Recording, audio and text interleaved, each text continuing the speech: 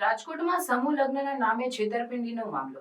આયોજક ચંદ્રેશ છત્રોલાએ પૂર્વ સાંસદ રમેશ ધડુકને પણ નથી છોડ્યા. દીકરીઓને કરિયાવરમાં દેવાના બહાને આયોજકો પૂર્વ સાંસદ પાસેથી 28 મિક્સર લઈ ગયા હોવાનું સામે આવ્યું. પૂર્વ સાંસદ પાસેથી આ પહેલા પણ આયોજકો કરિયાવરના નામે વસ્તુ લઈ ગયા હોવાનું સાંસદે જણાવ્યું. ચંદ્રેશ છત્રોલા સહિતના આગેવાનો સામે કડક કાર્યવાહી કરવા રમેશ ધડુકે માંગ કરી. ગઈકાલે રાજકોટમાં જે સમૂહ લગ્નવાળી જે ઘટના બની છે એ ખૂબ દુઃખદ વાત છે.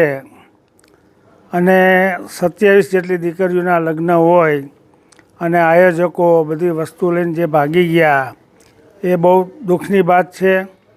અને મારી પાસે પણ આવેલા અને આની પહેલાં પણ આવેલા, આની પહેલાં પણ મેં એને વસ્તુઓ આપી હતી અને આ વખતે પણ મારી પાસે આવ્યા અને મેં એમને 28 નંગ મિક્સર પણ આપેલા. અને હર સાલ મારી પાસે તો બધા સૌરાષ્ટ્રમાંથી બધા લોકો આવતા હોય અને આવું દીકરીઓને પરણાવવાનું જ્યારે કામ આવતું હોય તો આપણે આપણાથી જે યોગ શક્તિ પ્રમાણે આપણે એને આપતા હોય યોગદાન.